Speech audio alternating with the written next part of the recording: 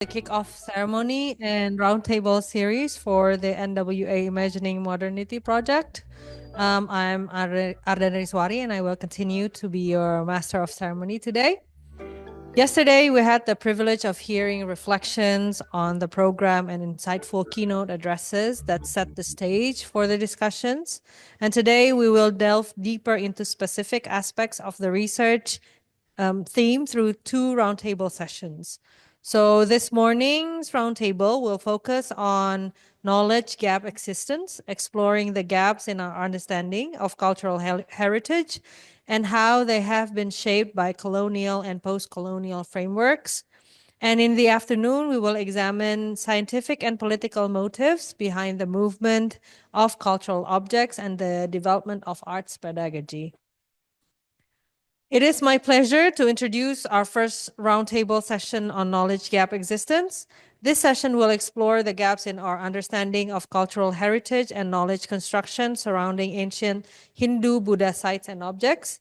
I am pleased to introduce the convener for this session, Harifa Ali Abrar Siregar, Ph.D. from the Department of Communication Studies at Georgia State University and a staff member of the Visual Culture Literacy Research Group.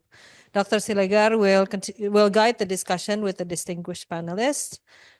So the floor is yours. Thank you, Gary. Good morning, ladies and gentlemen. So my name is Harifa Siregar, but people call me Pai usually.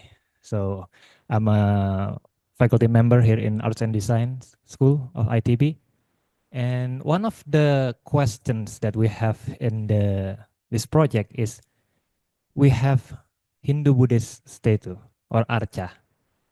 And that archa is located in a modern higher education institution, which is ITB, which is notabene is built by the Dutch colonial, which notabene, if we're going back to the presentation from Pak Bambang yesterday, has its own ideological basis, knowledge, epistemological, and ontological. So we will begin to ask ourselves why the statues are here, to what degree they are being used as educational tool, materials, and how the appreciation. And sadly, during our preliminary research with our preliminary stages, we didn't find any related documents whatsoever. The curriculum, guidelines, or whatever, we are lost. We're basically lost, and we keep asking ourselves why. And that is one of the first idea, the first base that we are want to search for the what is exactly they're doing here. The Archa Buddha, the stages, and all of the knowledge behind it.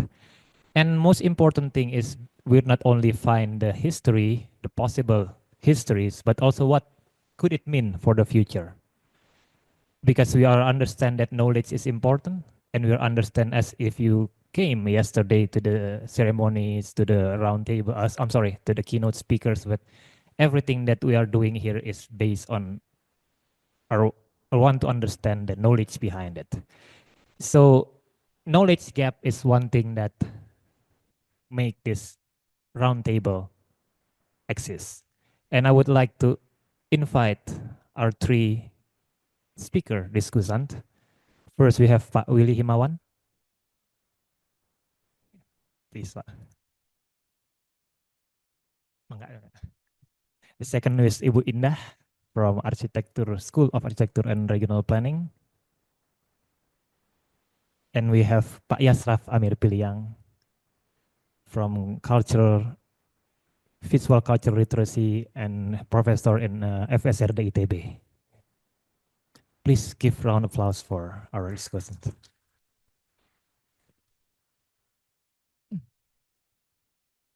And we have another speaker who was going to join us from Zoom meeting, but sadly there's something that he cannot do, Pak Sugi Lanus from Bali dan Pasar Bali.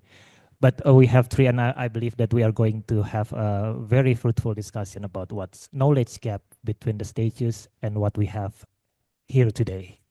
So I would like to invite Pa Willy first, maybe to give the presentation of what's the what point do you want us to discuss about the knowledge gap in Archa in FSRD ITB?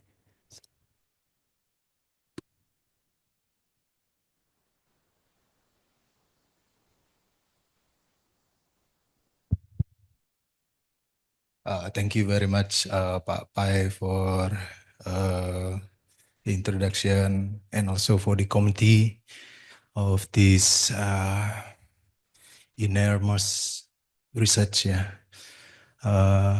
Also, good morning to everyone here. It's been a pleasure to be here in front of you, but I'm not going to explain anything probably. I have some slides that wrote in Bahasa Indonesia, but I will try to explain it in English. So without further ado, so actually I came from visual art making research group in ITB. So in that case, through art making, I will use this, I will call it, Pak Yasraf, experiential knowledge. So it's based on my experience of my relation with the Archa here in ITB. Okay. So the title is Archa, the mystery of Archa in ITB from point of view of Balinese in ITB. So I am a Balinese, originally from northern Bali. I'm already here in Bandung, especially in ITB, 25 years now. So since I was a student here and then become lecturer and so on and so on. Next, probably we go to. So I will start with my interest with the Archa that can be found in ITB. When I first met this Archa 25 years ago, actually it's scattered around ITB, especially around Faculty of Art and Design. But my background as Balinese make me soon understood the symbolize of the Archa and the visual of Archa. It's connect with what I believe, my religion, Hindu Bali. So the first impression that I get about the Archa in ITB is from the late Hendrawan Rianto. At that time, he is a famous artist and also head of department of fine art at that time. I realized that he doing this ritual every Friday. He wash all the Archa with water and flour. At that time, I get impression that the late Hendrawan Rianto knew about the Archa, about the value, about its use as a religion or ritual part in the past. And then through times, probably not interview, actually I was interviewing the late Professor Sri Hadi Sudarsono for another research It's about modern art, but at the same time, I was able to ask him about the Arca in ITB. At that time, the interview was on 2018. At that time, I heard this name, Bernard Kempers. He was said that all the Arca that it's in ITB brought by Bernard Kempers. So it's kind of opposite with what Pak Ade Pirus, the late Ade Pirus said. So at that time, that was the first time I heard about Bernard Kempers, which is actually, yeah. Well, I'm not a historian. I'm not art historian. I'm not historian.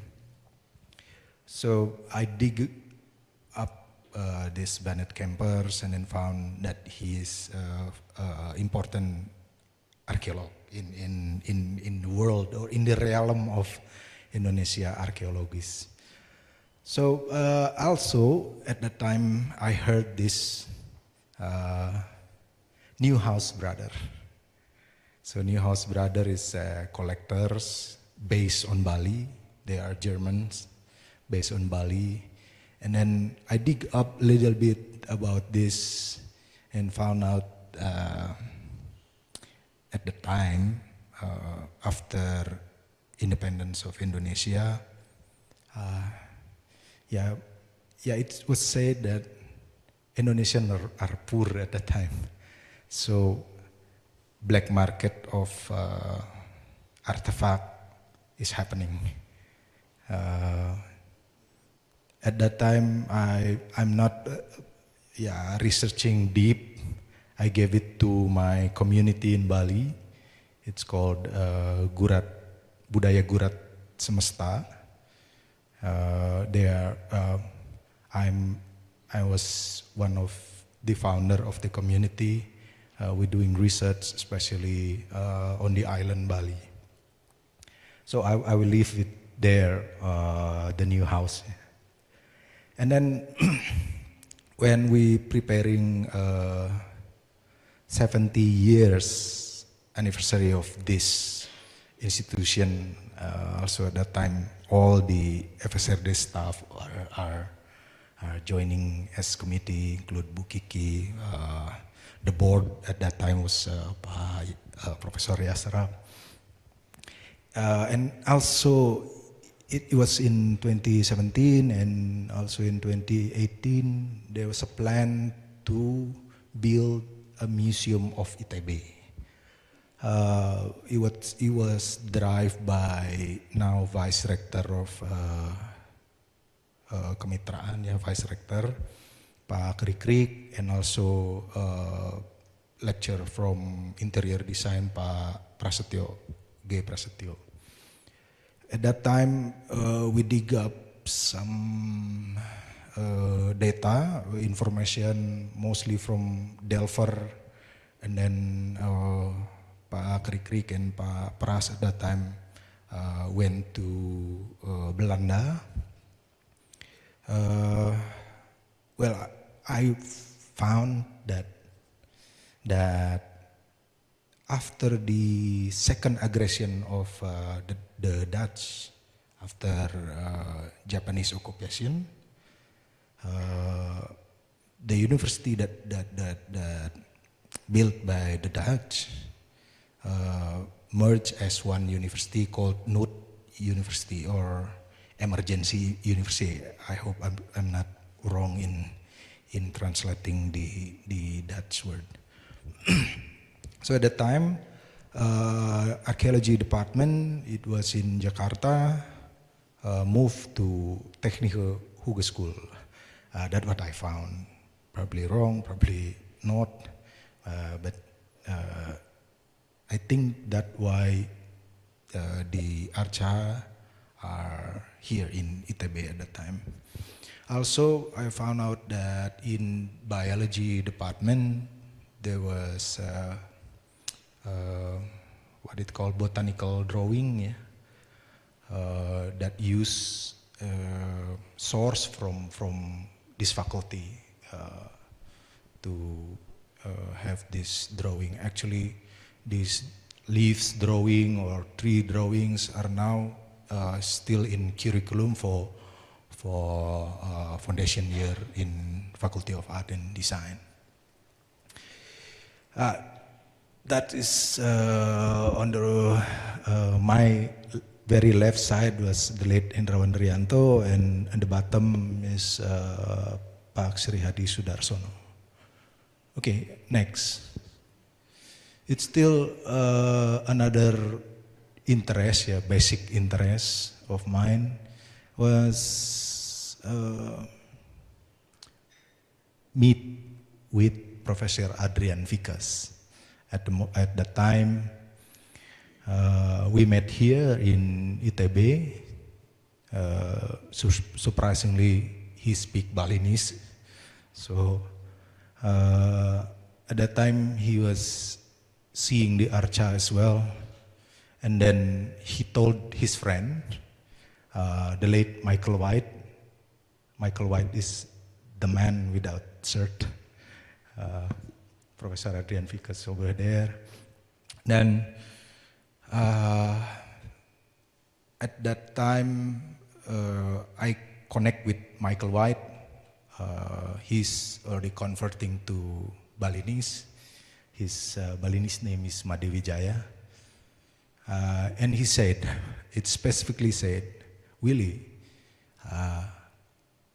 it's not coincident you are in ITB, he said. Why? I said, because the Archa need you. And I think not if I'm not wrong for the timeline, I think less than a month he passed away after he saying that. So it's kind of stick in my memory what Madewijaya said to me. I'm still connected with Adrian Vikas because we share the same research field of Balinese art. And then after that, my meeting with a community called Bol Brutu in Yogyakarta. So it was driven by Transpiosa and then Mbak Yeni, all archaeologists. And then also there's Chris Budiman, Pak Chris Budiman from UGM.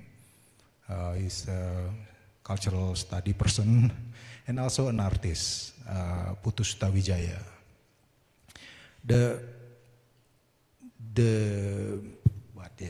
interesting things about this Bol Brutu community is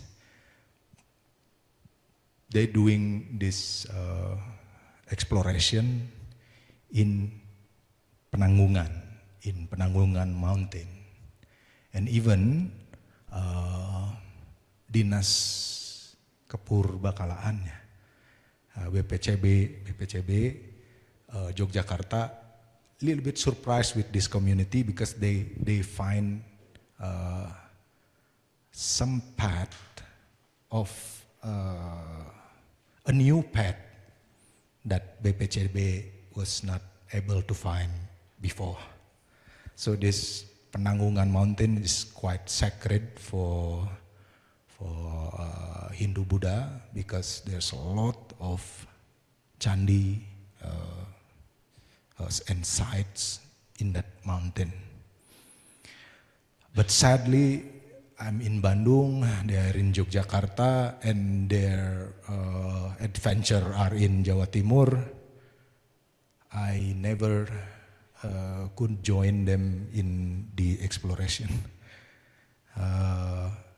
Well, I knew them well, and then one day a famous guitarist of Indonesia, Dewa Bujana, also joined but the schedule never meet my schedule, so I never go with them to to Penanggungan.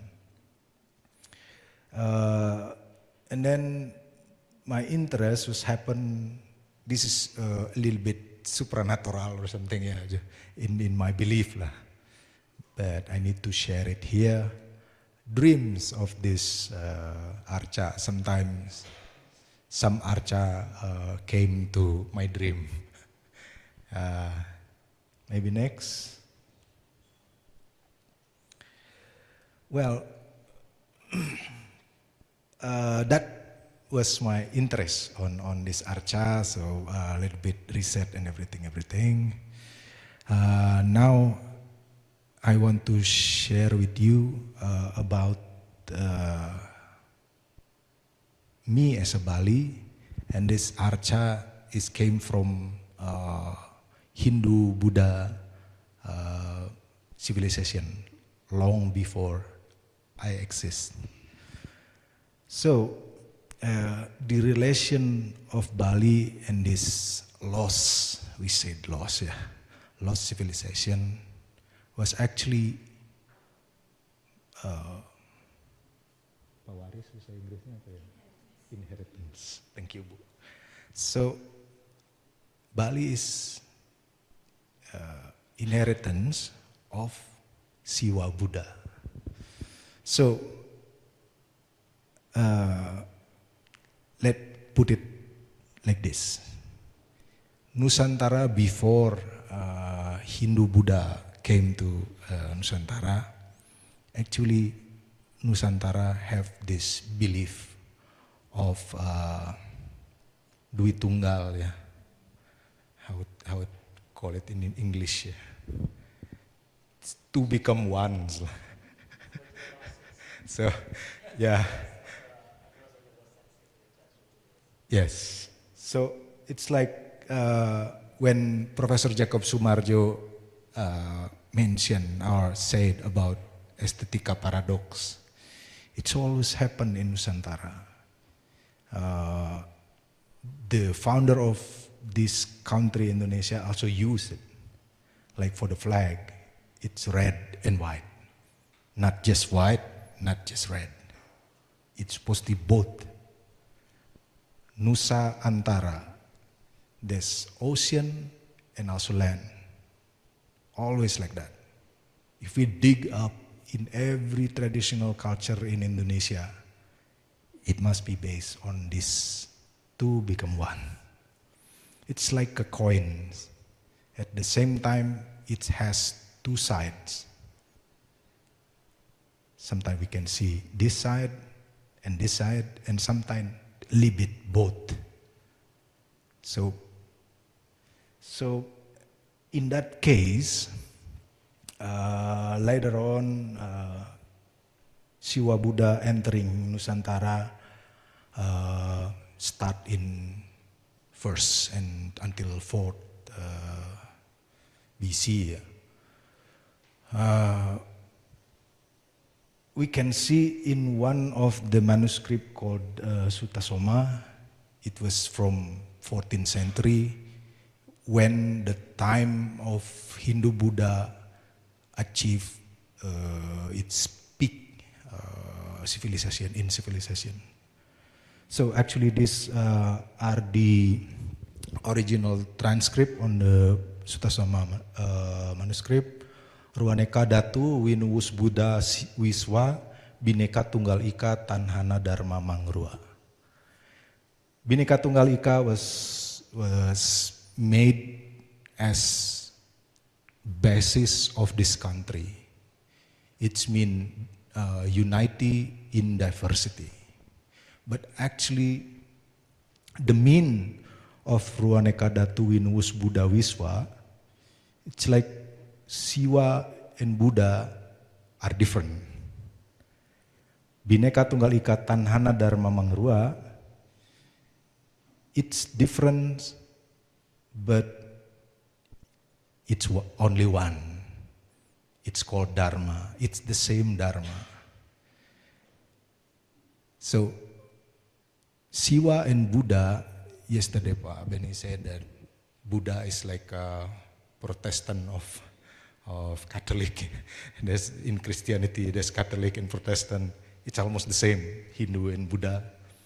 But in Nusantara, people in Nusantara find the basic of these two beliefs called Dharma.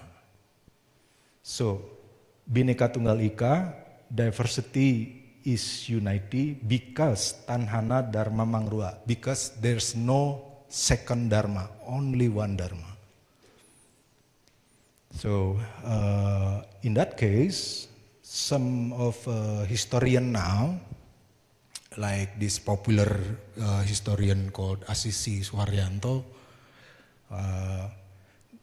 they said at that time, even though Hinduism and Buddhism came in not in the same time, but there is in the timeline they develop in the same time. They said that these two big beliefs actually cannot be fight each other, and then also I mean they are exist at the same time with the different, but it's kind of complex. It's like a in art in art making, it's like mixing different color, but still, yeah, it's like that. I'm not going to the kingdom, yeah, because I think historian is more can explain that. Next, please. So actually, this part is better explained by Bapak Sugi Lanus, because he already read all the lontar and prasasti dan seterusnya and so on. So actually, Hindu Bali is not pure Hindu.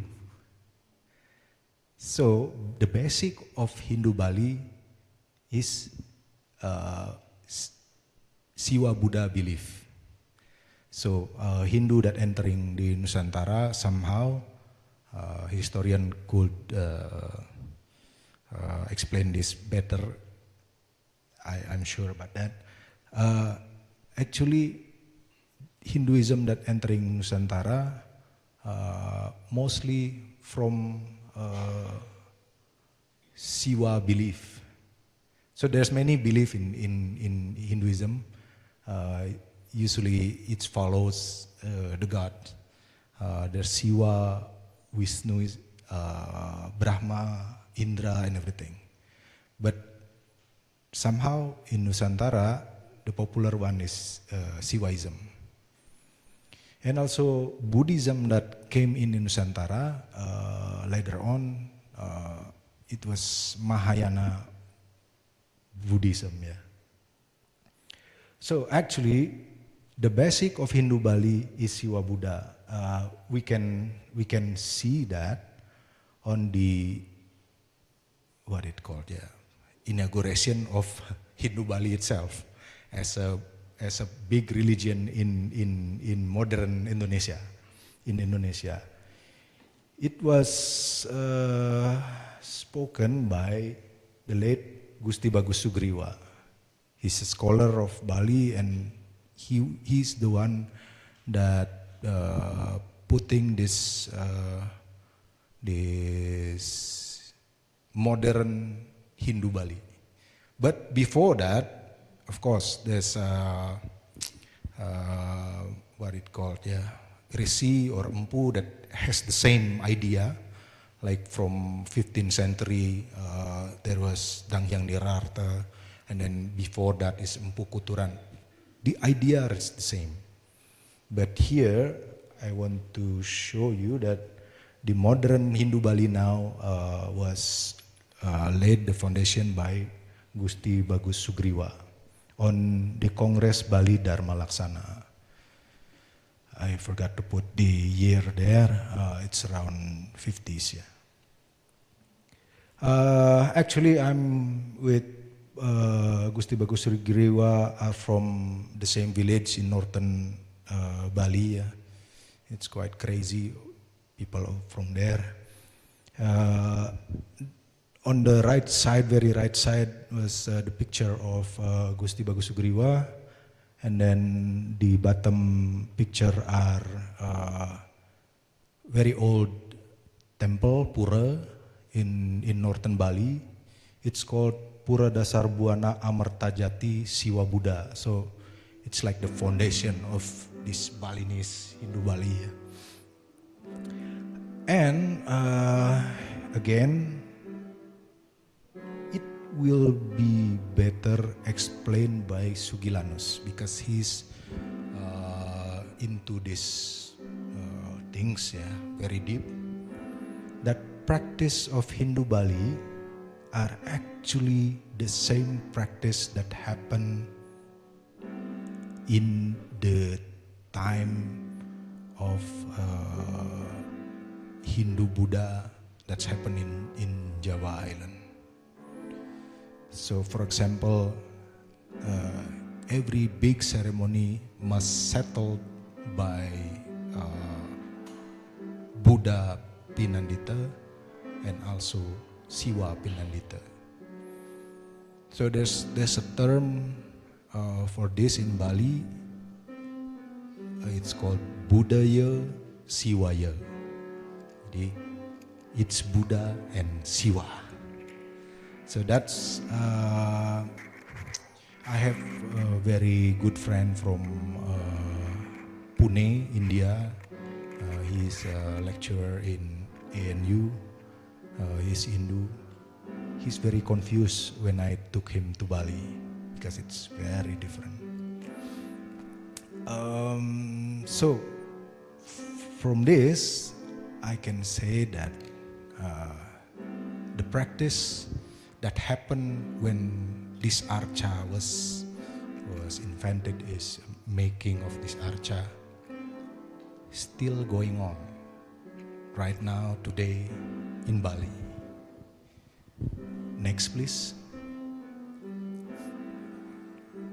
So it's this one is more like my thought, about again, go back from the previous, my point of view for this archa. So it's like on the practice of Hindu Bali, there's called some term called pasupati. That's mean the mastering of life. So yesterday's ceremony, for example, Pinandita using these leaves, coconut leaves, and then fruit and things. It came from living things, but when it's raptured from the living things, it become dead things. It become things. So with his mantra and we call it japa mantra. Actually, these things are given life, quotes. So it can be a transmitter between the energy, I will call it the source, like may the force with you, I call it the force, between the force and us. So it's like a radio transmitter. So this practice, I believe, also happened when the archa was made. It took from stone, and then it used as transmitter to the divine energy with our energy. So it becomes like one frequency. Actually, these things are mentioned in literature like Siwa Tatwa, and then the literatures of Chitta, Atma, and Prana, and so on and so on. I make analogy like this. Anytime, let's say in Bandung there is a very famous radio station called KLCBS. It always transmit jazz music, but we couldn't hear the jazz music. We need radio, and then we need to tune up the correct frequency to hear the jazz music that played by KLCBS. Yeah, it's like that. So my experience with this archa is almost the same, because it's already put it as that frequency in the past, and I'm still practicing this same ritual, same practice with that. So sometimes I can pick up the frequency of this, like radio. So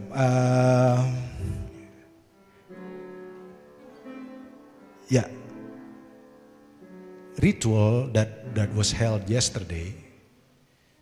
Actually, it's more complicated. I will try to explain a little bit. This radio, it's already very old radio. Sometimes the transistor are very shaky, and the frequency is not right and everything. So yesterday ritual trying to make the frequency more stronger, fix the transistor a little bit, and but it's not make the radio become new again, as new as it can. So in that level, we hope that Ida Sang Yang Widi, the God one and only, will give us open the consciousness with the same consciousness that civilization, the past civilization have when they create the archa.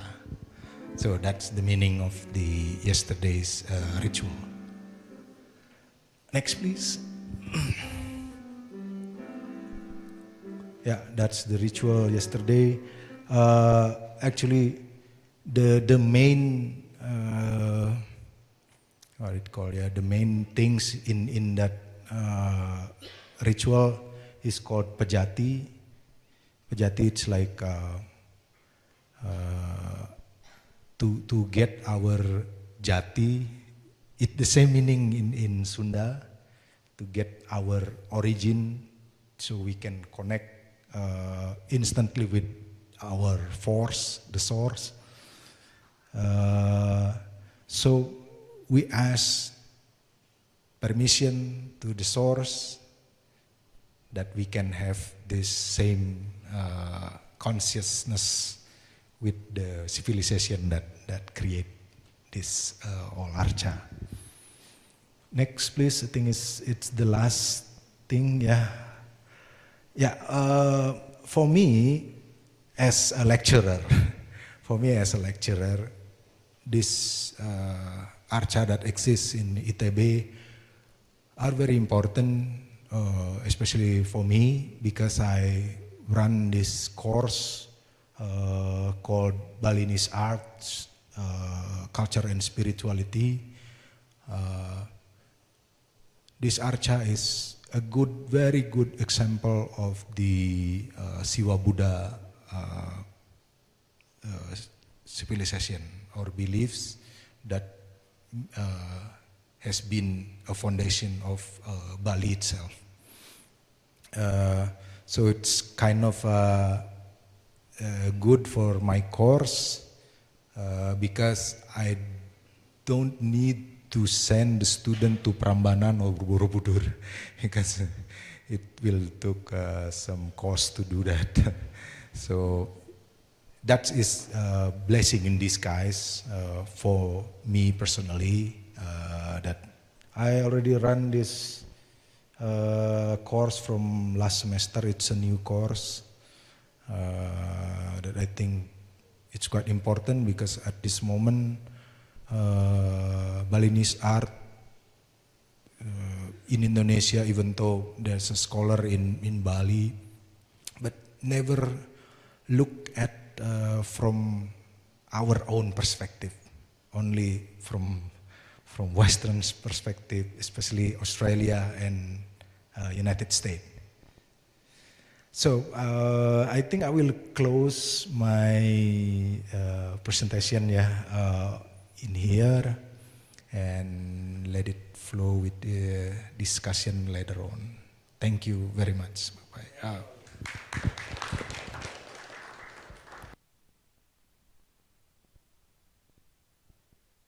Thank you, Pak Willy. I have a couple of questions, but I will follow up later. But this time is Indah, please. Is it time?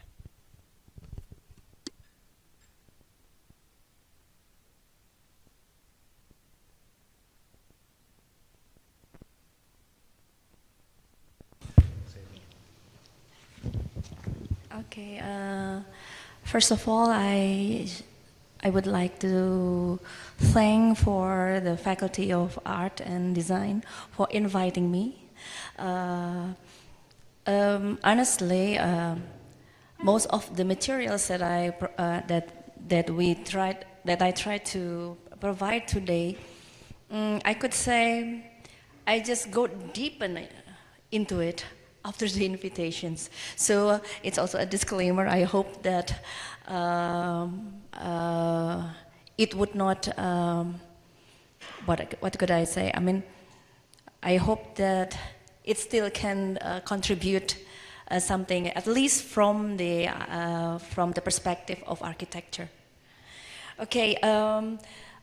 The subject here is reading the existence of Hindu Jawa statue in ITB, taking the meaning of the role of art, design, and architectures within science and technology environment. But actually, I would just now I should say it's a translating the existence of Hindu Jawa statue in ITB. Reinterpreting the role of art, designs, and architectures in science and technology. Next. Actually, I would like to offer a few. Why don't we take ITB as a site? I don't know, maybe I don't learn archaeology, but why can't we say this also, rather than saying that, I mean, it's an alternative of saying that Mountain Pananggungan is a site of the Arca Panji, for instance. We found it in ITB. So the ITB is also the site. It's also the site where we have to reinterpret how it happened to be here. In a sense that there may be a lot of historical explanations on that. But how can we gain from that explanations? That would be something else. Not to mention that there may be a lot of stories which is not yet uncovered.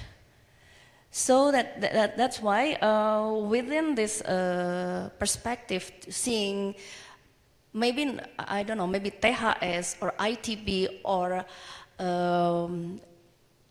Technic Faculty of University of Indonesia could offer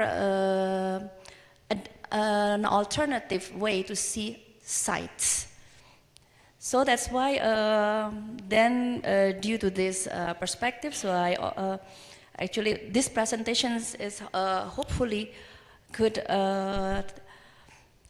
encourage us to reread, to reinterpret the role of art, design, and architectures, not only in the scope of pre-colonial or colonial of modern, but also today. Today it is here, behind that. It's something which is clearly noted. We have the photograph, we have the map, it is there now. And to navigate the social, economic conditions, especially the capitalistic conditions today, to contextualize the effectivity of its role, its function within the disciplines of art, design, and architecture. This is just my thought. Okay, next.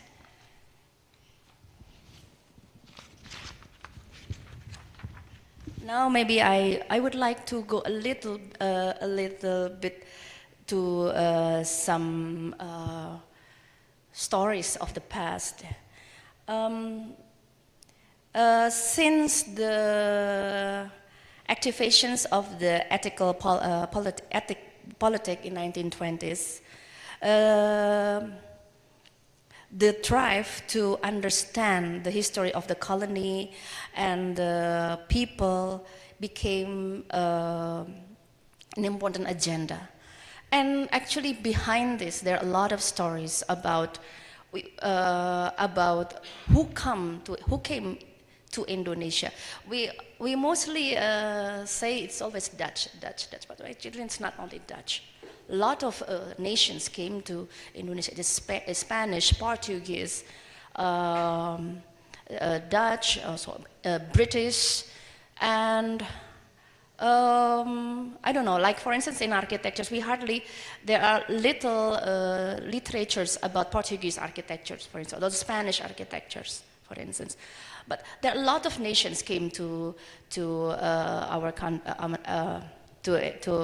in Indonesia, but little we can talk much. Like there is also a German inheritance in Nias Islands, or maybe in my mother's hometown in Blitar, for instance. There are a lot of Germans inheritance there. So that is a story. They're all stories which, in a way, it contribute to the existence of a lot of political product, including this ethical politics. So, and then what is quite interesting is that there is reorientations of the colonial agenda from a very technical, very pragmatic, into an agenda with humanistic orientations, from which then the excavations of cultural artifact became important. Earlier, for instance, during the VOC, for instance, they came only for the sakes of profits, maybe for the monopoly, only that. For instance, luckily I just returned from Ternate some months back. I learned that there is a difference between how the VOC and AIC there. The VOC, they brought, and not only VOC, Portuguese and Spanish. They come bringing the traders to monopolize. The AIC brought the horticulturist, the botanical expert, which then study. There is a way to, there's a trial to understand what is this. Although I can say that it is not always beneficial, because at the end, because they understand what the spices are, then they can plant it in other places, like in Mauritius, and then the Mindanao, and then since then VOC went down, and then they broke. Well, actually, that's what I can read a bit from the history. I should confirm it, but what I want to say is that there is always a story behind this, like a ethical politic, which maybe can give, can enlighten how the artifacts is here. What more interesting is that the explorations of cultural artifacts at the end also contribute to the development of knowledge. Actually, it is also something which I'm quite stunned that it also contributes to the development of archaeology. It also have a contribution to support the anthropological traditions. And actually, I try to understand. I also it makes me wonder how then technical science and architectures, for instance, have something to do with the development of the archaeology. And I read somewhere that the restoration of Chandi contribute to understand about art, design, and environment and built environment, because the reconstruction, and the constructions, it needs a technical knowledge. There are a lot of understanding about devices, how to construct, which is quite technical. And then also the anthropology. Due to the development of the anthropology,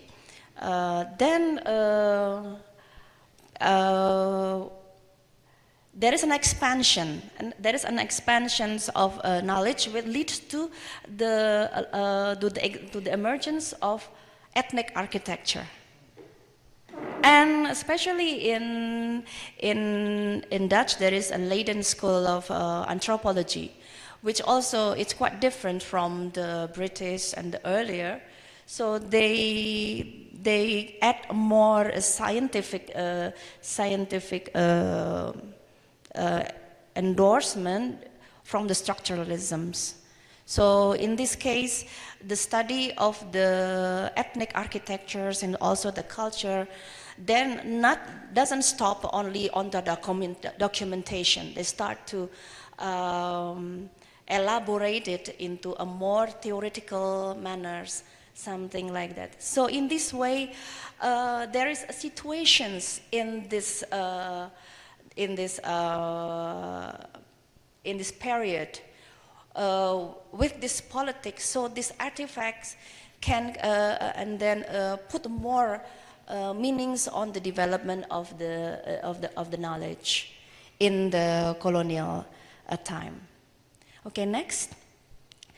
And now actually I would like to a little bit discuss about Van Romont, and there is also McLean Pond. Van Romont is the architect which is also behind, is also with the survey, archaeological survey, Dinas Kepurbakalaan, which also then excavate the statues. And this is also, actually this is what I want to further elaborate. Maybe we can also together to elaborate who is Van Romont in this context. He is an architect. He is an architect, and then who participate in the excavations of the Chandis. But what interesting is that despite of his deep involvement in the excavations of the Chandi, but he can still retain his architectural spirit. Rather than going deep into the past, he tried to suggest that Indonesia should have its own local characters, answering to the modern needs. And actually, this is maybe this is my feeling.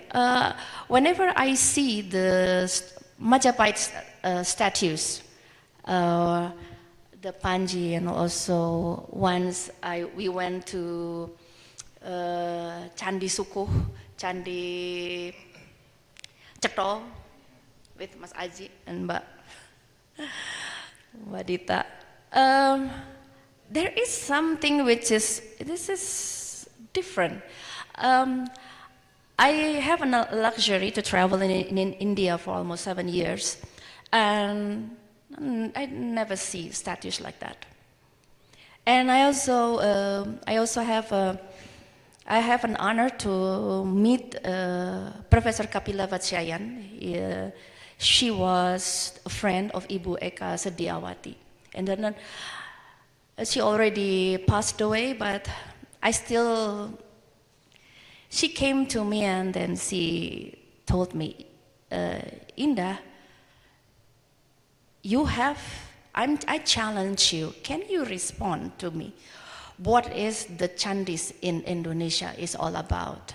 Because it is not here. It's a different Chandi. It's an alien here. Many Chandis are aliens. So in this case, I wonder, okay, there are a lot of things uncovered in Indonesia. And then whatever I assume that this is different. So it is a mark, it's a symbolic message that we have to do something about it with a total confidence. I mean, we don't have to feel that we have to follow, we have to revert to any. This is the story of our own, in a sense that not our own in a sense in an egoistic sense, but the absence of stories may say that it is simply uncovered. We don't have to. It's simply uncovered, so we have to do something about it. It's not the questions to the world, it's not the questions to the literature, it's the question to us. What do we want to do about that? So that is, in this case, these moments of uncoverings, it gives a positive experience.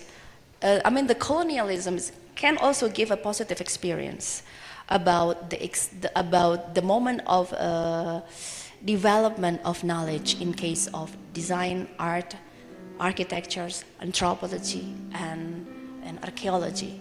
So as a whole, it comes from quite a common stories or history. Okay, next.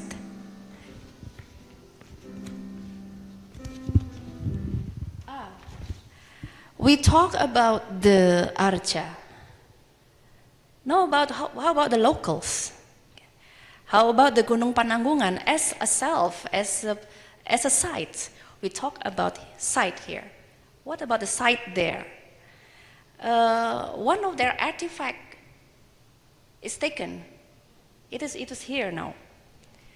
How about the local art, the indigenous art, which may be not actually? I mentioned it not lost, but simply forgotten. Because the popularity of the Chandi. There may be a lot of things there, a lot more things, that need to be uncovered, other than also the Chandi. So, but here I can only just show as what happened there. What can we do about that? And that will relate to what will we do here. What happened there? So there's an interconnection of sites between the sites there and the sites here. So I think this kind of story may reveal a new story for our situations. Okay, next, maybe this is a little bit unconnected, but actually this is our research about local architecture. This is actually a different topic, but I am I'm tempted to say, to look at the map of 3-1-3-2-3-3. Actually, this is the category of local architectures that we are still working on it, where we try to locate the characters of the local architecture, indigenous architecture. And then we can see 3-1, it is the part of the west part of Sumatra.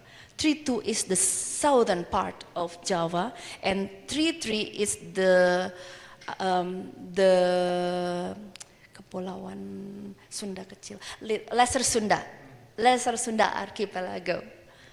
What I want to say is Mount Penanggungan is perhaps in somewhere in 3-2. And something interesting in 3-1, 3-2, 3-3. It's like all of the old artifacts are there. There are a lot of old civilizations are there. Start from Barus, for instance. From Barus, and then the Pagaruyung, and then Bengkulu, and then Banten, and there is a Baduy there, and there is also southern central Java, and then Bali, and then Savu, and up to Timor, for instance. What are there? So what can we say about this area with the existence of Penanggungan today? There are a lot of mountains there, laced with a lot of artifacts. What we can say about that? Actually, this is what, maybe it is a little bit juggling, but I'm tempted to see what we can do, because there are a lot of stories. It is quite different stories with the other side, which is very cosmopolitan, where the traders come. So this is very religious, really, very religious. Yeah, of course, we can also find in 1-3-2-1, of course, but here I would like to say it is like along the Ring of Fire, and then in the mountains area, where the kings are addressed or named after mountains, where mountains matters. So this is, we can always expand. I just want to say that we can always expand the knowledge. It's not only in that sport, but also in a wider context. Okay, next. Now, okay. Now, let's be back to the situations in the colonial era. Okay, there's also situations. It's also a different situation, but it gives background. That entering to 19th century, there is a pragmatic need to plan, to develop systematically the regions. And that's why there is a decentralization policy. In this case, the concept of expert professions became important. So there is a BOA, and also there is an archaeological survey, something. And then as follow, then there would be educations that which is needed, and then in that situations, maybe THS have a meaning, because they are THS was provided to cater the need for the expert. And not only the expert, we can also see what kind of situations the population in that time. There are a lot of there are populations with a lot of also diversity. There is they who is local, there is a local expert, there is also the Indo, there are also the Priai, there are a lot of people, they gathered there. I mean, it is there, and then, so the education is very important here to recalibrate and also to produce knowledge. There is one of interesting fact gained by one of our students, Ph.D. student, or now already alumni, Mr. Mahatmanto. It is surprising to say that the TPB, what is TPB in yeah? Foundational years, it's the same with THS. So the physics, the mathematics, there are, since THS it hasn't changed. It is already, but there is different function. The function is to recalibrate the intellectuality of the students, because their students came from different contexts. Like there is an Indo, there is a Priai, so we have to calibrate it. So that's why the basic science are given. Well, we can question actually what is for now. We already have high school, we have already general school. We already have that. Why should we need? I'm not saying that we don't need basic science, but we can see we haven't changed since THS. So we can always question why. Okay, next perhaps. Now I want to go a little bit into Van Romon, because what can connect the Archa, at least in this discussion, is Van Romon, because Van Romon is there with the Dinas Kepurbakalaan or the archaeological survey. I mean, thank you for the invitations, because it made me start considering the importance of Van Romon and how important is Van Romon. He's becoming the personality which make the humanity, art, and architectures meet somewhere and disseminated in this school as when he is being a professor. Van Romon graduated from Delft Technische Hochschule in 1930s, working in archaeology survey office in Central Java in 1953. And in 1953 was requested by President Sukarno to teach in THS. And Van Romon is the only professor from Dutch who stayed in Indonesia after independence, and left Indonesia in 1963. So this is also a hybrid person, I think. Okay, next. And then one of his seminal works is his orasi atau pidato, apa ya, lectures or oh yeah, yeah. So it's toward the Indonesian architecture. Okay, plainly speaking, he deal. I mean, there are various ways of understanding the locals. There are some understanding. This is what is McLean point maybe at her. There is a west, there is east, and it meets somewhere. Or there is the indigenous, and there is the modern, and it meets somewhere. But Van Romon take a different turn. There is no past, there is no old, there's no new, there is no east, there is no west. What happened is that we simply need what it is needed today, with the situations, with the context today.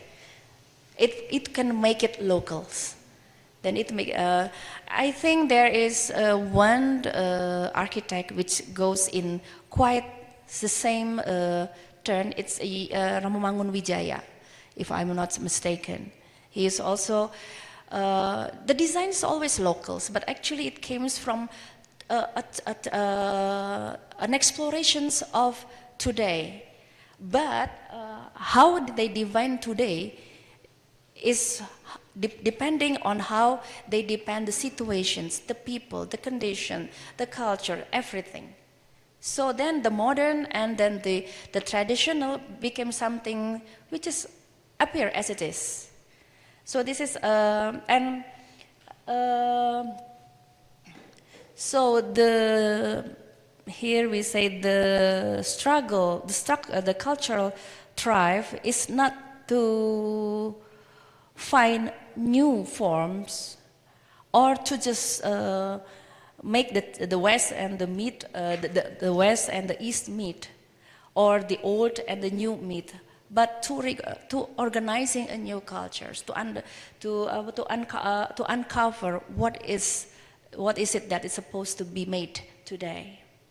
And this is maybe this is the progressive state of the art which make the President Sukarno then support and then invite him to become a teacher there. Okay, next. Oh yeah.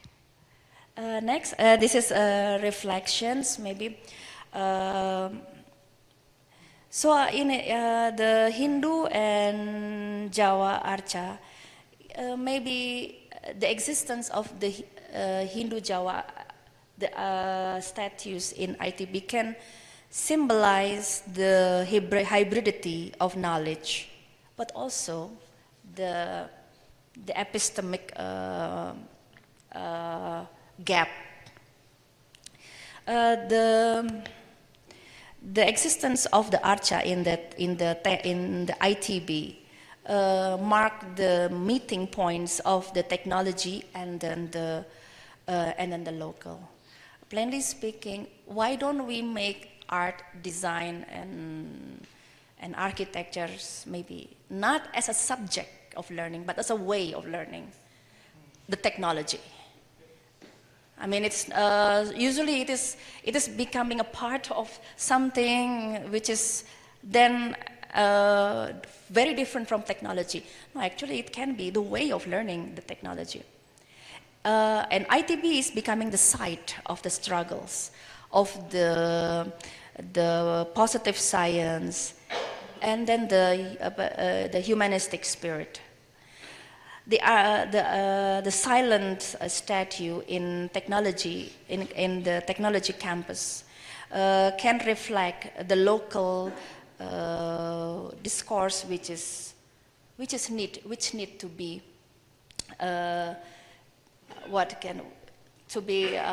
we have to make them speak. Their silence is a mark that we have to make them speak. Okay, next, and it's the last.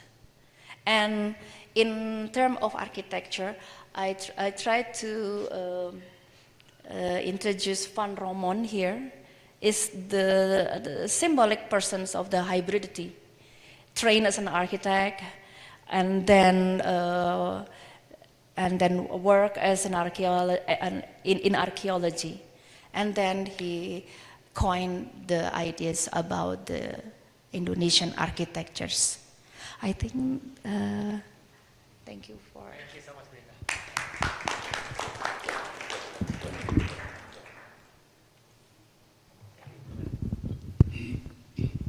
Again, I have a couple of questions, but I will let Yasraf speaks first. Please, Yasraf. Thank you very much for inviting me in this discussion on Arca.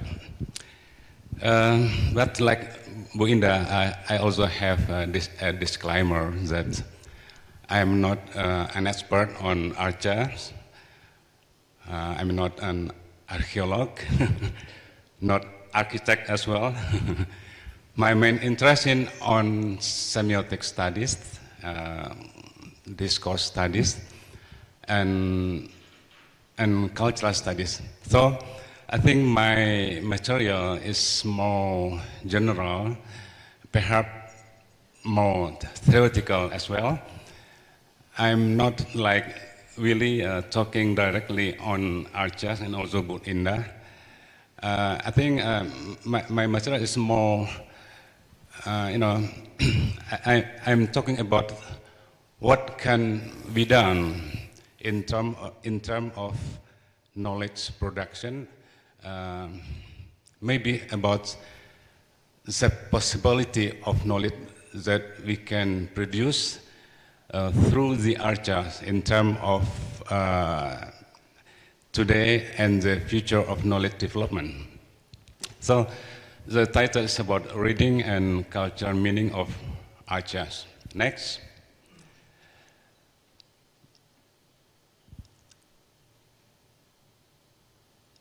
Yeah, next. So I think this is the basic model about how culture talking about an object or artifacts. We can talk about the material thing, about the archers, and also about the non-material thing.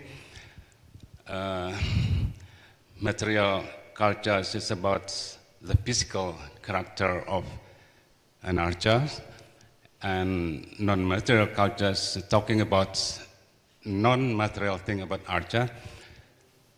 But we can also talk about how to combine these two kind of approach in terms of artifact, particularly archers. Next, the problem is material culture can also have a more materialistic approach about artifact. It talks about the production, manufacture, use, nature, like Bu Indah said before about mountain, surrounding the chandis, about the use, about the production, about the ideas, about the human behavior. But sometimes the materialist approach to artifact sometimes neglect the non-material aspect of the object that Willy said about spiritual dimensions, about ritual, about tacit knowledge, about belief, about ideology behind the archas. So I mean, materialist approach about culture sometimes is not enough. Sometimes it's not appropriate in terms of to discuss, the religious object like archas. I mean, Willy said that archas is quite religious. Quite religious objects. So I mean, this is a problem in talking about archa in terms of material culture, because sometimes it neglects what the element that which is non-material. Sometimes we call it spiritual or mystical. Sometimes. So next. So. My focus is how, in terms of what approach we can use in studying the archers. I mean, because my background is on semiotic and discourse and also cultural studies. So, I mean, in terms of cultural studies, the word reading usually used as a term to study an object. So reading is not only mean reading books, but also reading chandi, reading archa, reading film, and etc. So I mean, my main approach is how to read archas, reading culture. Reading is about understanding, particularly its meaning, and also about how to transfer the contents of archa, but we have to use as well our critical, the approach in reading archas is also critical. It's also critical reading.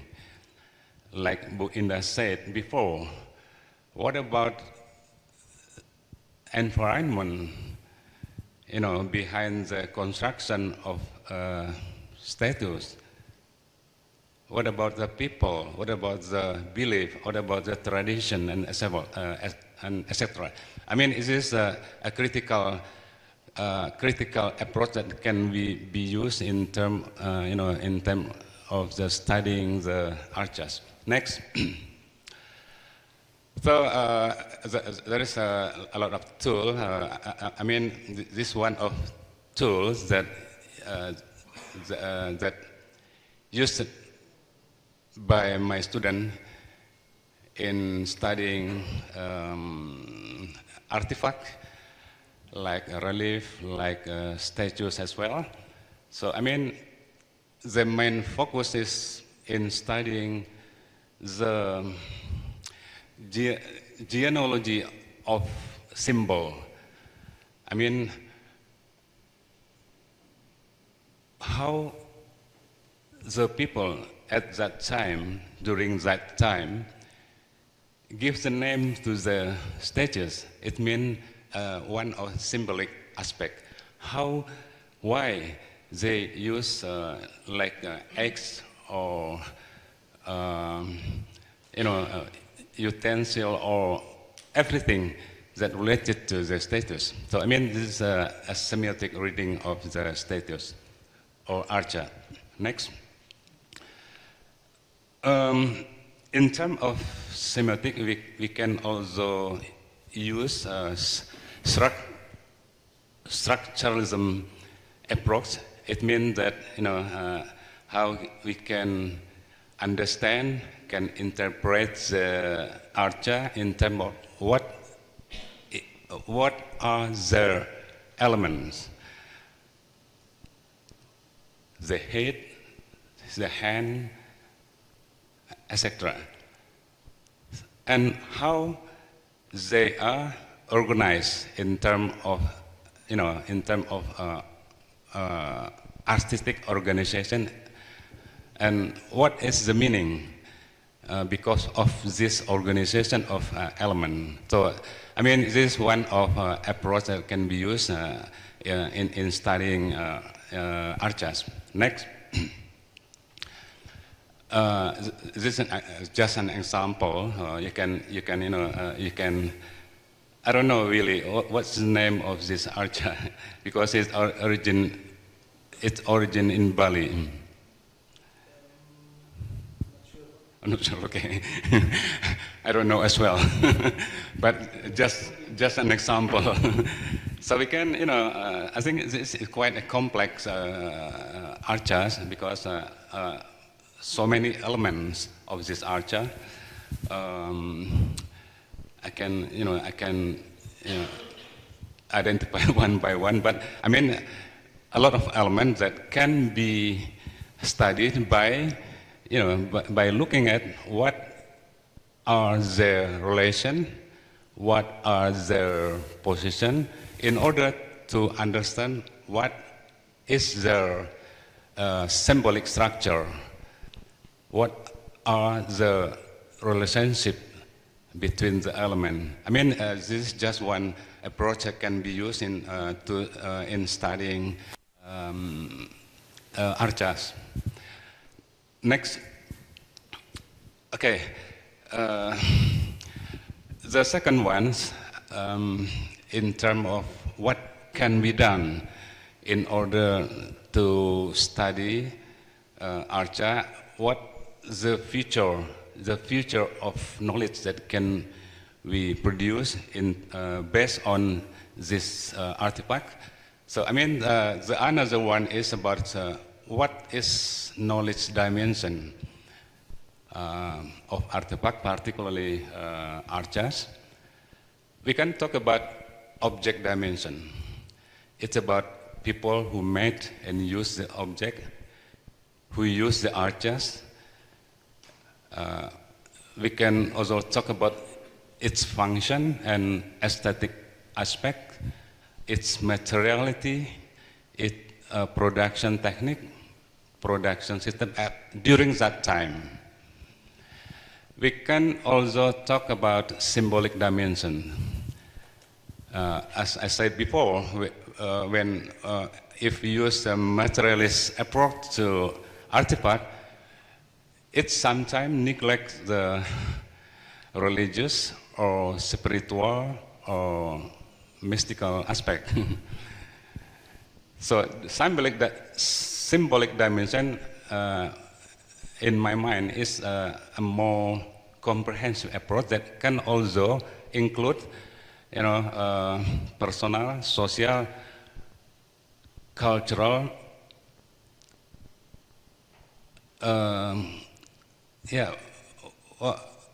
what about convention during the construction of the status? What the meaning of the status during the its production? The another one is about social dimension. Beyond the physical, we have a social function and use related to everyday life of a society in the past. In the century, we can talk about, is there any social classes at that time? Norm, structure, social stratification in terms of religion, for example, in Hindu, for example, about social status, social class during that time. So I mean, this is a social dimension.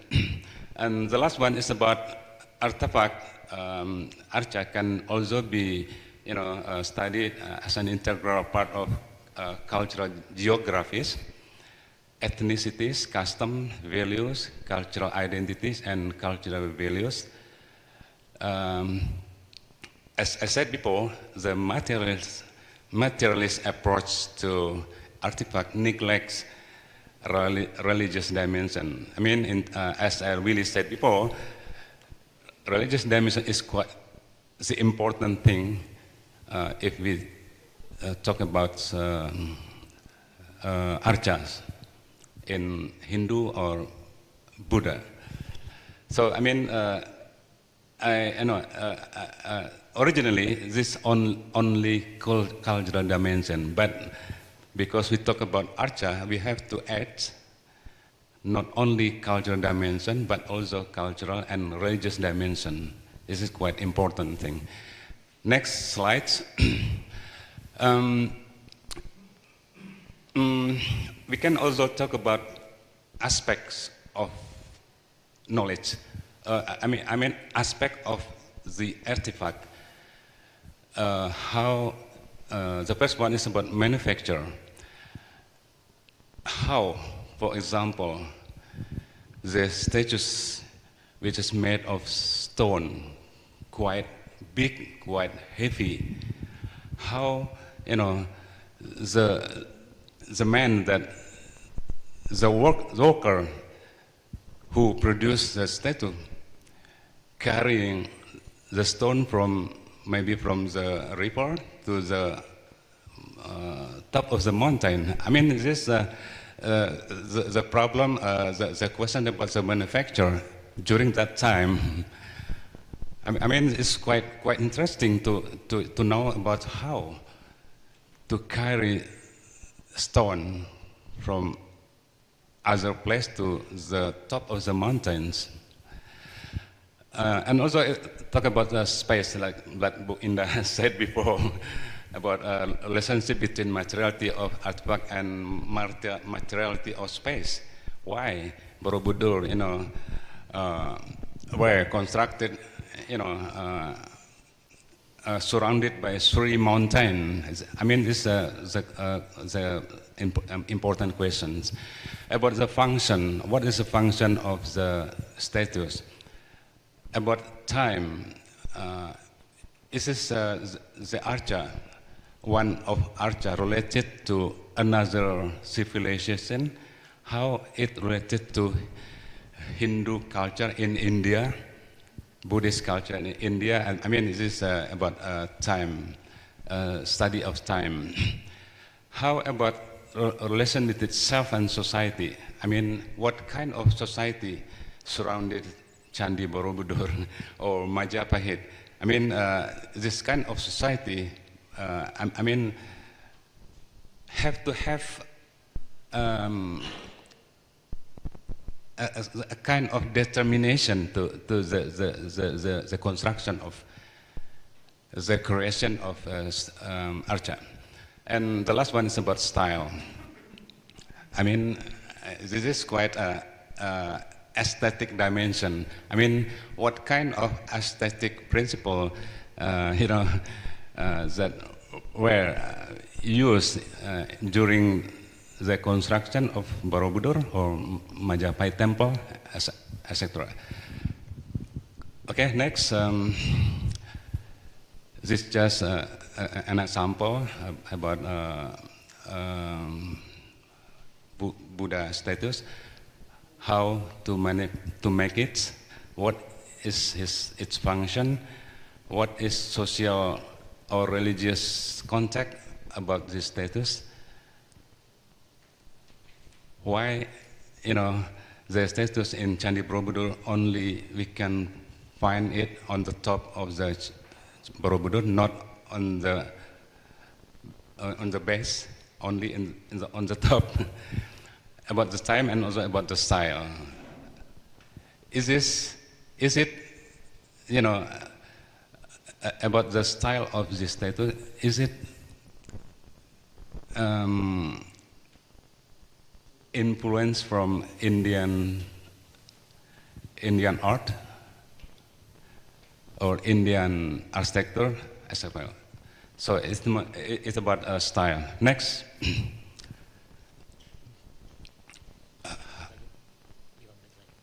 5 minutes left, so I try to. The other thing is about how can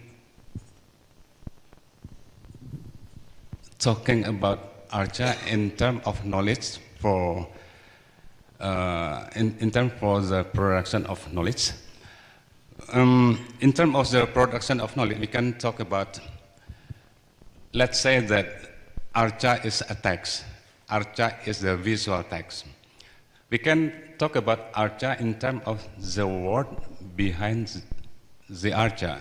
I mean, what is the influence of Indian culture, Indian civilization to this archa? We can talk about the word within the archa. Why it was made on stone, not on wood, etc. It means the word within the archa. We can also talk about the word in form of the archa. It means that what future knowledge that can be produced in the context of the future culture, not only for the past. Next. So I can talk about this in terms of there is a kind of knowledge development or method development. We can talk about design ethnography. Design ethnography combine two approaches. Anthropology is a discipline that talk about the past, studying the past culture, anthropology. But design talking about the future. No design talking about the past. If we make one of design, a chair, for example, it's always usually it always about the future. So design ethnography combine the past study and the future studies. So in terms of Archa, we can also use this kind of approach. Next, I mean that what happened in the past about the Archa, I mean we can talk about visuality, aesthetic, meaning, value, ideology, belief in the past.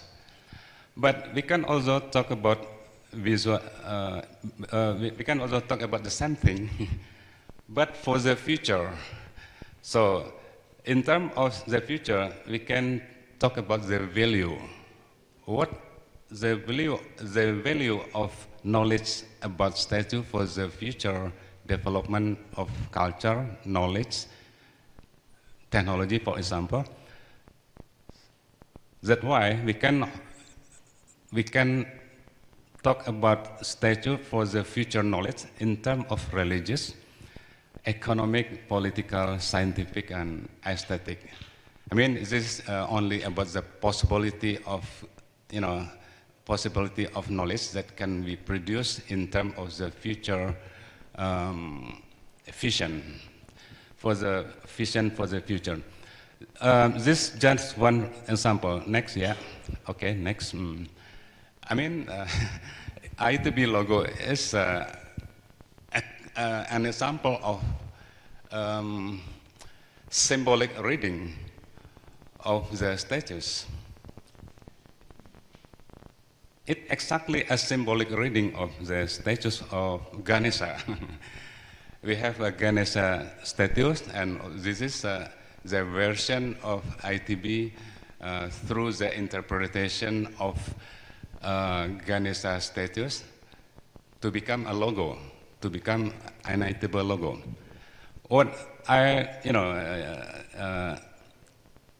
ITB makes a little bit change from the original statues. The red lotus, replaced by a book, because this is for the university. But what I would like to say also about the controversy behind this logo, because this logo, is an interpretation of Ganesha statues, and to become an ITB logo, there have been controversy about this logo in ITB because of its religious contents. So I don't talk about this controversy, but there's a controversy in ITB about this logo in terms of its religious meaning. What in my mind is that this logo is, this ITB logo is not a logo in terms of religious institution, but a cultural institution. I mean, what we can also, talk about in terms of knowledge about the status, about its controversy. I mean, next slide. Because Archa Ganesha can also be used for economical interest. I mean, the word go, G-O actually, Ganesha operation. The word G-O, I don't know what the people Hindu see this, the Ganesha Archa with this kind of semiotic element. Because this is a business institution, not educational institution. So I mean, my point is there is economical interpretation of the statues. So here we are. I think because of time, this is all my presentation. Thank you very much.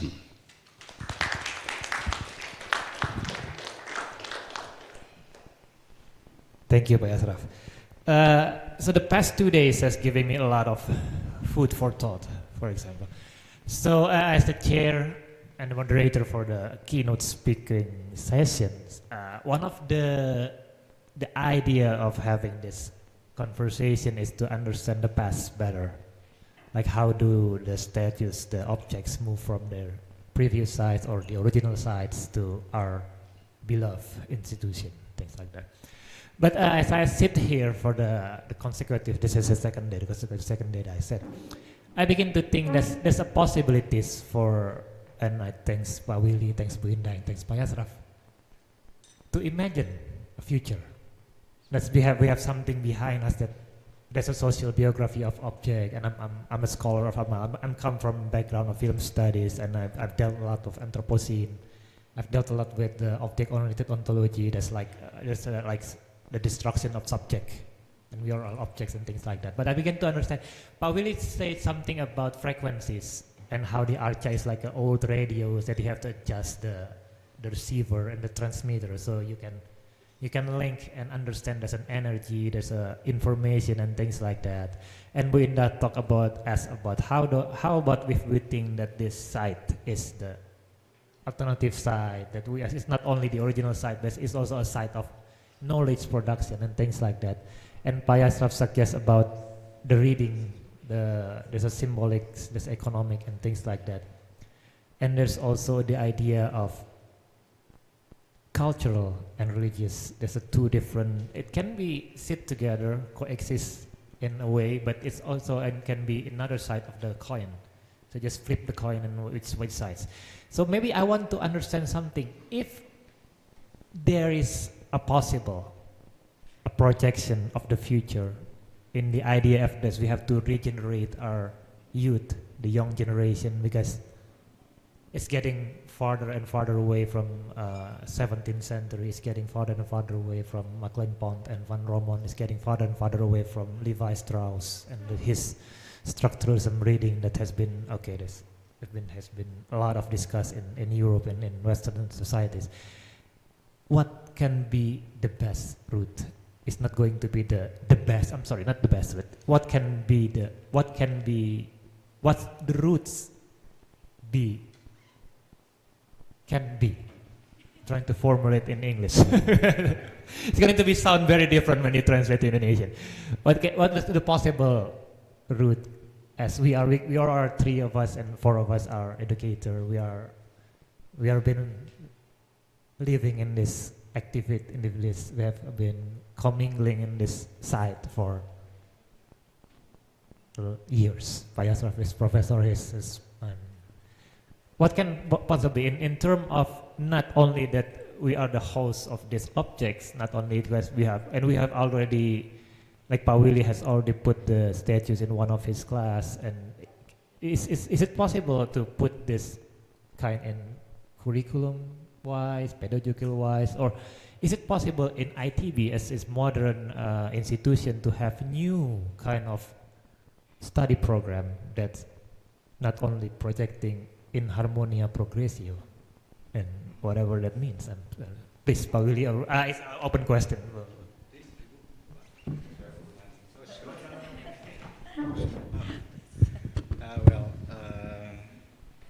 The queue, yeah, Pak. Yeah, I will try to answer the question of the Pak Pai here. I think the possibilities already done, yeah, by this project. That first, and if we said possibilities, it means countless. Yeah, I think it's countless. I think Bu Indah will agree, Pak Yasraf will agree. If we said possibilities, and I said it already done, the possibilities, so it will be countless. But I'm trying to narrow it a little bit. I think there will be two things, yeah. Yeah, because I'm used to with this two things, which I call first is history, and the second one is story. I think both can be knowledge as well. Nowadays, let's go back. For example, the Mahabharata and Ramayana and Mahabharata. We all know the story. We all agree that it was an epic story. But if is it history? Some people said yes, it history because we found the bridge between Sri Lanka and India, the ocean bridge, which actually, if we thought about history, it's only geological history. It's not some kind of a real history. So I think we can make history, of course, by examine what happened in times with proofs and everything. But at the same time, I think we can produce also story, which is, I think it's a new things what Pak Yasraf said about material culture. Yeah, I think if everyone,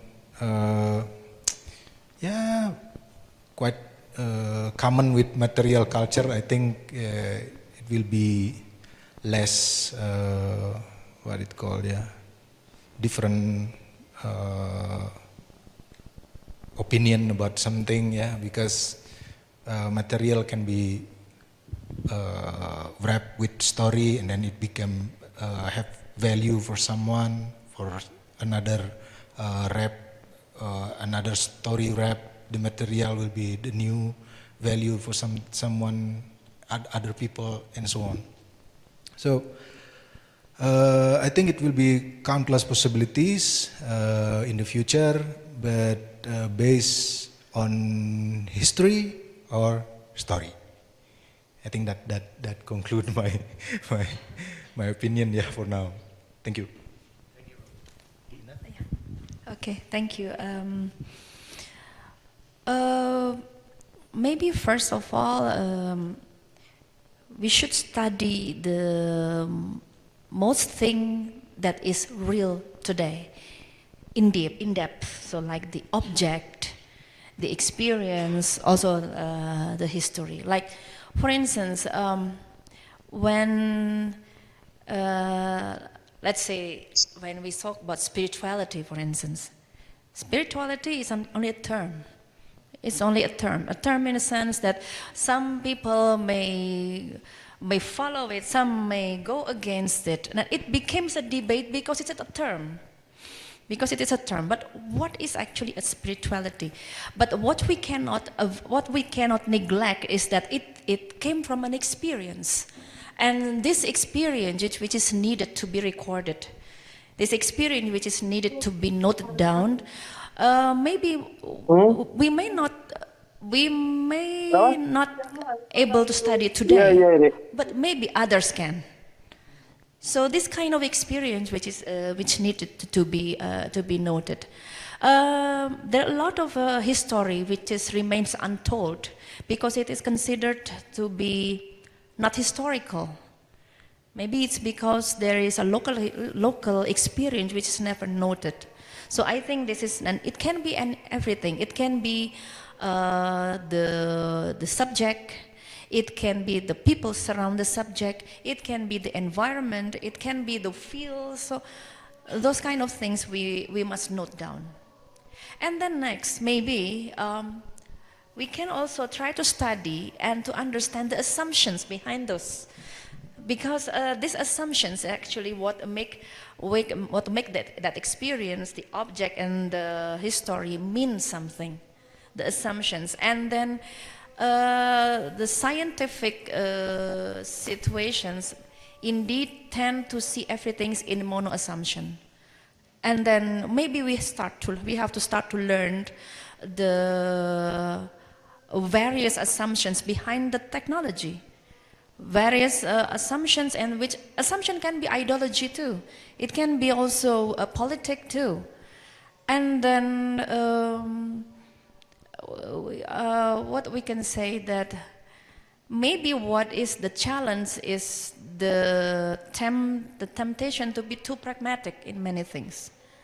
Whereas all of this study cannot be done simply by simplistic approach.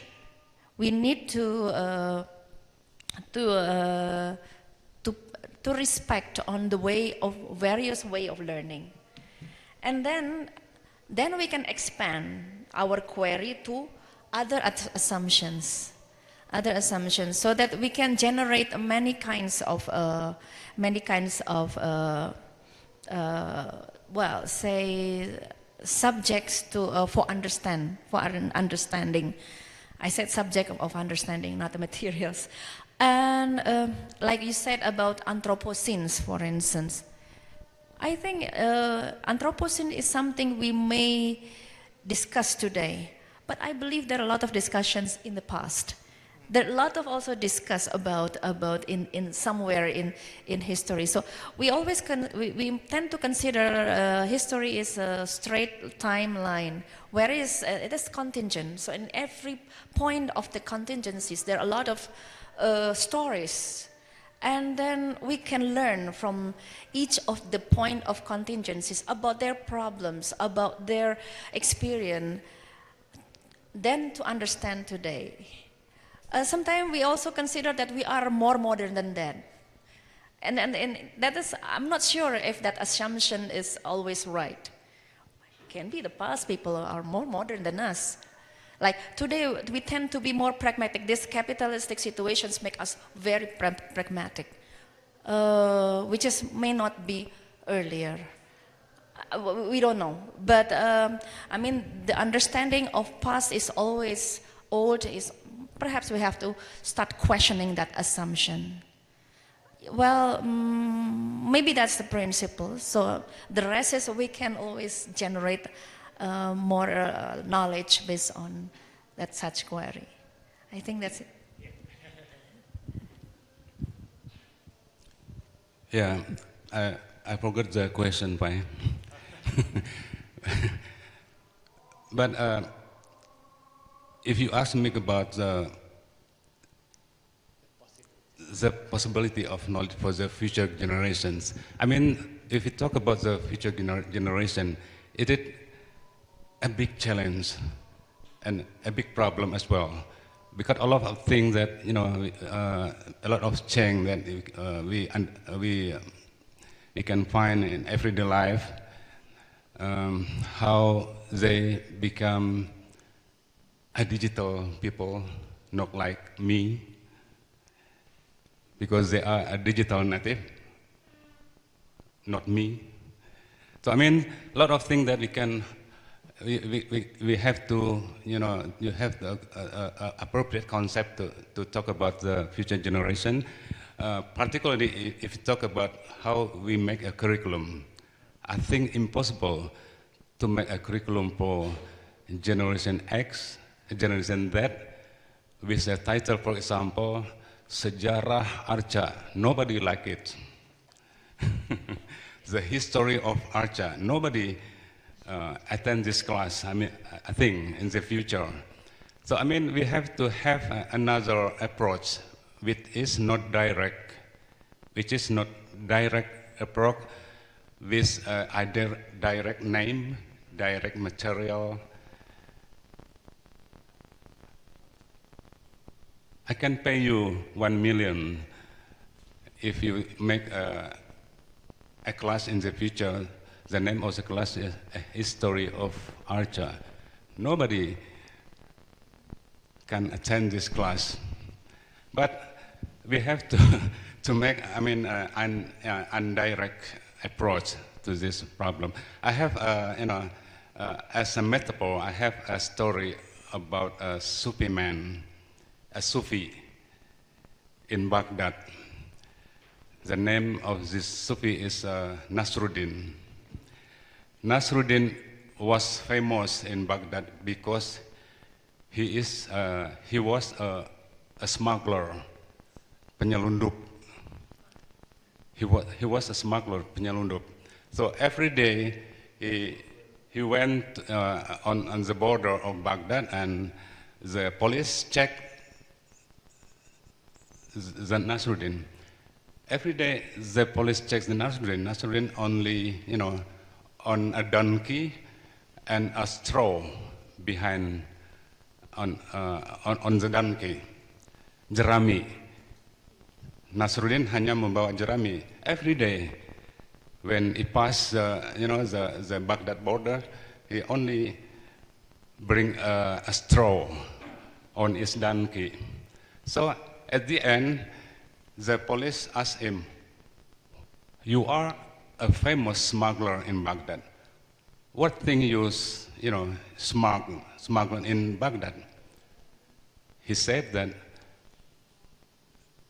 "What thing, I take every day from Baghdad to other town, is smuggle the donkey, actually." Every day it takes a straw, but what, he sent on the other town is a donkey. A donkey different every day. So I mean, this is a way we can develop knowledge for new generation indirectly. I mean, we can make a program, academic program, which is not direct. We can talk about statue through various medium, like film, animasi, film, video, etc. I mean, not strike, not explicit knowledge, but it is implicit. But we can make a program for which is more explicit for primary education. We can make a program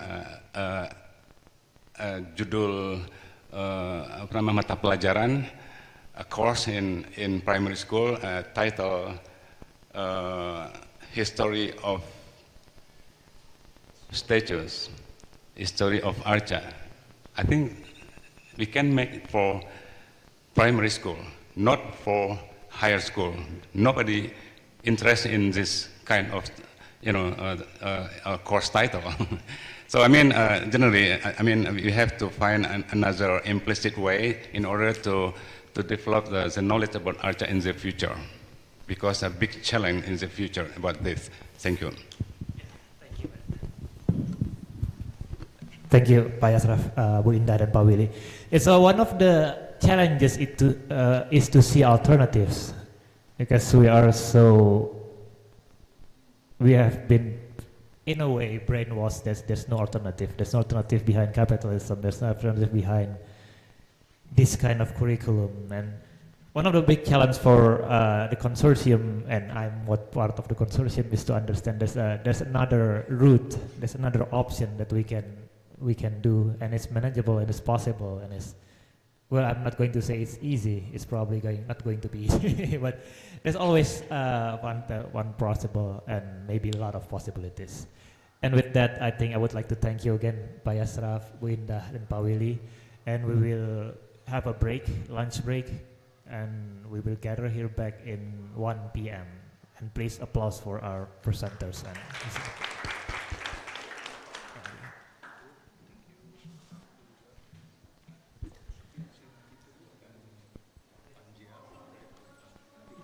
A little information, at 1 p.m. we have another, I need to pull up my,